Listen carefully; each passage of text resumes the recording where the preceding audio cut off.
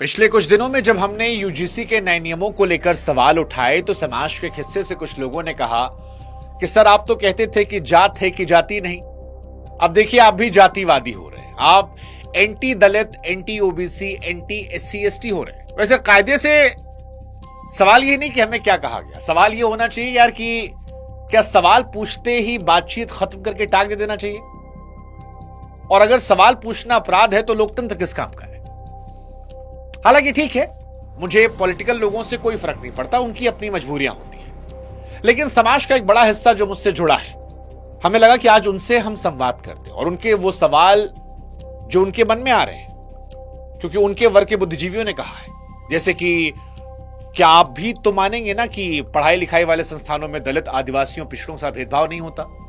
ये सवाल कई सारे दलित, ओबीसी, एससी एसटी के लोगों ने हमें भेजे। और भी सवाल थे, जैसे कि अगर भेदभाव होता है तो कैसे फिर आप लोग कह रहे हैं कि नियम गलत है? अगर अपराध होता है तो दोषियों को सजा देने के लिए कानून सख्त बनाया गया तो आप लोग क्या दिक्कत है? वो यूजीसी का डेटा देते हैं जहां पर दावा किया जाता है कि 118.4% भेदभाव के केसेस बढ़े हैं। ऐसे में वो कहते हैं कि आप पत्रकार होकर क्यों विरोध कर रहे हैं? क्या सिर्फ इसलिए कर रहे हैं क्योंकि आप भी जातिवादी हैं?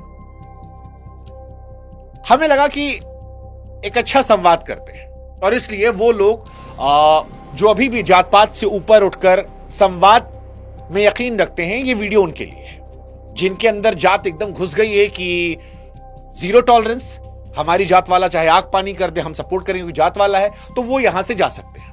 उनके लिए इस वीडियो में कुछ भी नहीं है। लेकिन बाकी जो लोग हैं, आज उनसे हम कहेंगे कि अगले कुछ मिनट आप हमें दीजिए, आपके सवाल हमारे जवाब, फिर उस पर आपके जो काउंटर क्वेश्चंस थे उनको लेकर हमारे जवाब हमने तैयार किए हैं। अब सबसे पहला सवाल जो दलित भाई, ओबीसी भाई, एससी एसटी वाले कहते हैं वो ये है कि क्या कॉलेजेस में, शैक्षणिक संस्थाओं में दलितों, आदिवासियों, पिछड़ों के साथ भेदभाव नहीं होता? देखिए, इसका बड़ा सीधा जवाब है कि हां, होता है। और ये एक कड़वी, असहज करने वाली सच्चाई है। किसी भी समझदार समाज को इस सच्चाई से मुंह नहीं मोड़ना चाहिए। लेकिन तर्क यह है कि भेदभाव का कोई तय चेहरा और जाति नहीं होती है। और अगर हम ये मान लें कि भेदभाव सिर्फ एक तरफा होता है तो फिर हम यूनिवर्सल प्रिंसिपल ऑफ जस्टिस, सबके लिए न्याय बराबर के सिद्धांत को नकार देते हैं। अब इस पर कई लोग ये कहेंगे कि सर, ये कहना कि भेदभाव का कोई तय चेहरा नहीं होता, ये आप लोगों की तरफ से जातिवादी लोगों को क्लीन चिट देना है। क्या आप समाज में जो पुराने समय से शोषण आ रहा है उसको नकार रहे हैं? इसका जवाब होगा नहीं। यह तर्क पुराने शोषण को नकारने के लिए नहीं है, बल्कि न्याय के दायरे को पूरा करने के लिए है। एससी एसटी और ओबीसी समुदाय ने जो अपमान झेला है उसके लिए सख्त कानून बहुत जरूरी है और हम उनके ठीक से लागू होने की मांग भी करते हैं। लेकिन सवाल यहां पर यह है कि क्या सुरक्षा का दायरा इतना संकुचित होना चाहिए कि अगर वही अपमान जो उनके पूर्वजों ने सहा, या वो सही, वो किसी दूसरे छात्र के साथ हो तो कानून उसे पीड़ित मानने से भी इंकार कर दे? देखिए, न्याय तो तभी मजबूत होता है जब वो दर्द को पहचानता है, ना कि पहचान के आधार पर दर्द को छांट देता है। देखिए, जब हम न्याय को चुन चुन कर लागू होने वाला बनाते हैं तो हम भेदभाव को खत्म नहीं करते, हम उसे एक नया कानूनी रूप देते हैं। न्याय का वजूद जो है वो पीड़ित पर आधारित होना चाहिए, ना कि पीड़ित की पहचान पर। कानून अगर किसी चोट को पहचानने से इंकार कर दे तो वो न्याय नहीं, उसे आप बंटवारा कहेंगे। अब यहां पर वो एक काउंटर क्वेश्चन और करते हैं कि सर, 124% के आसपास का उछाल देखने को मिला है, यूजीसी का डेटा कहता है। अब देखिए, ये वो आंकड़े हैं जिनका डर दिखाकर यूजीसी के नए नियमों को जस्टिफाई किया जा रहा है।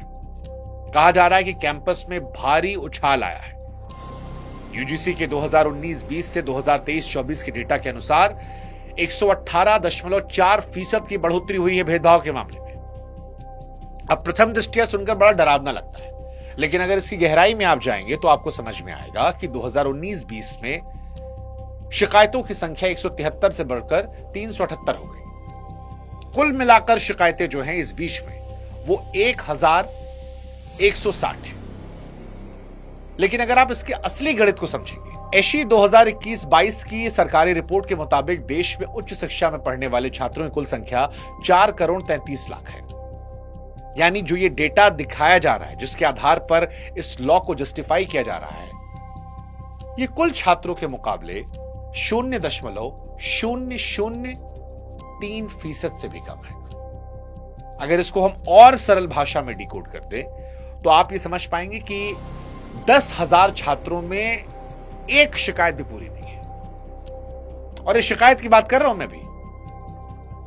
और यही मेरा सीधा सवाल है कि क्या आप 0.00% जो मामले हैं, कुछ परसेंटेज, उसके आधार पर करोड़ों छात्रों के बराबरी के अधिकार को दांव पर लगवा देंगे? क्या संविधान के आर्टिकल 14 की गारंटी को सिर्फ इस परसेंटेज के खेल जो 100% से ऊपर बताया जा रहा है, उसके जरिए कमजोर किया सकता है? और वैसे भी शिकायतों की संख्या बढ़ने का मतलब हमेशा यह नहीं होता कि जुल्म बढ़ा है। आज ई समाधान जैसे पोर्टल्स हैं जिन्होंने आवाज उठाना आसान कर दिया है। यह जागरूकता है, जरूरी नहीं कि अपराध में उछाल हुआ हो। असली सवाल यह है कि हम डेटा का इस्तेमाल इंसाफ के लिए कर रहे हैं या डर पैदा करके एक तरफा कानून को थोपने के लिए। अब एक सवाल यहां पर और उठता है कि सर ठीक है, कुछ परसेंटेज तो आए हैं, ये तो आप भी मान रहे हो, क्या यह भेदभाव भी असंवैधानिक नहीं है? जवाब है बिल्कुल है। संविधान का आर्टिकल 15 जातिगत भेदभाव को रोकता है, लेकिन वहीं आर्टिकल 14 भारत में सभी को इक्वल प्रोटेक्शन ऑफ लॉस यानी कानून का समान संरक्षण देता है। सुरक्षा जो है वो किसी विशेष अधिकार नहीं है, किसी खास वर्ग का प्रिविलेज नहीं है, बल्कि देश के हर नागरिक का, 140 करोड़ भारतीयों का फंडामेंटल राइट है, मौलिक अधिकार। और कोई भी कानून जो सुरक्षा के मामले में नागरिकों को अलग अलग तराजू पर तौलता है, वो संविधान की आत्मा से टकराता है। और संविधान की बात तो सबसे ज्यादा आप SC, ST, OBC समाज करता है। अब यहां पर एक काउंटर आ सकता है कि लेकिन सर आप ये तो मानेंगे ना कि आर्टिकल 14 और आर्टिकल 15 के साथ सकारात्मक भेदभाव का क्या? आप कहेंगे कि भाई सवर्णों के पास तो सामाजिक शक्ति है, जनरल कास्ट के पास, उन्हें कानून की वैसी सुरक्षा की जरूरत नहीं है। अब देखिए यहां भी जवाब जो है वो बड़ा सीधा दूंगा मैं। संविधान सकारात्मक भेदभाव जैसे आरक्षण की अनुमति देता है ताकि पिछड़ गए समुदायों को बराबरी का अवसर मिल जाए, लेकिन इसका मतलब यह नहीं हो सकता कि किसी नागरिक को आप कानूनी सुरक्षा के दायरे से बाहर कर दें। आर्टिकल 15 भेदभाव को रोकता है, लेकिन वो आर्टिकल 14 की उस मूल भावना को खत्म नहीं करता जो कहता है कि कानून की सुरक्षा सबके लिए बराबर हो। कानून एक वर्ग के लिए ढाल बने यह जरूरी है, लेकिन वही कानून दूसरे के लिए खतरा बन जाए, यह संविधान स्वीकार नहीं कर सकता। और यह सुप्रीम कोर्ट ने भी कहा है। EP रोयप्पा मामले 1974 में साफ शब्दों में कहा गया था कि समानता का मतलब सरकार की किसी भी मनमानी कार्रवाई से सुरक्षा। इंसाफ का तराजू पुरखों की गलतियों से नहीं बल्कि आज के पीड़ित के दर्द से तौला जाना चाहिए। सकारात्मक भेदभाव आगे बढ़ाने का औजार है, कानूनी सुरक्षा पीछे छोड़ देने का लाइसेंस नहीं। अब अगला सवाल यह आएगा कि क्या दोषियों की सजा के लिए कानूनी व्यवस्था नहीं होनी चाहिए? बिल्कुल होनी चाहिए भाई, हम शुरू से कह रहे हैं, पिछले दोनों वीडियोस में भी हमने यही कहा था। भेदभाव और उत्पीड़न जैसे अपराधों के लिए सख्त कानून जरूरी है, लेकिन व्यवस्था जो है वो पक्षपाती नहीं होनी चाहिए। बिना शुरुआती जांच की सजा देना या झूठी शिकायत पर जवाबदेही तय न करना, यह कानून का दुरुपयोग है। और कोई भी ऐसी व्यवस्था जो झूठी शिकायत की स्थिति में किसी भी तरह की जवाबदेही न तय करे, वो न्याय नहीं बल्कि कानून की ताकत का असंतुलन बन जाती है। अब एक काउंटर क्वेश्चन जो और आ सकता है इसके बाद, वो ये आया कि जांच से पहले सजा का विरोध करना कानून को कमजोर करना नहीं है। आरोपी जो है वो सबूत मिटा सकता है, पीड़ित को डरा सकता है, ये सारी बातें भी आएंगी और ये चिंता बहुत जायज भी है। और इसीलिए पीड़ित की तुरंत सुरक्षा जरूरी है, लेकिन सुरक्षा और सजा को एक ही चीज मान लेना यह न्याय की गंभीर गलती है। जांच के दौरान अगर आप आरोपी को सीधे सस्पेंड करना एकमात्र रास्ता मानते हैं तो यह उसके साथ भी गलत है।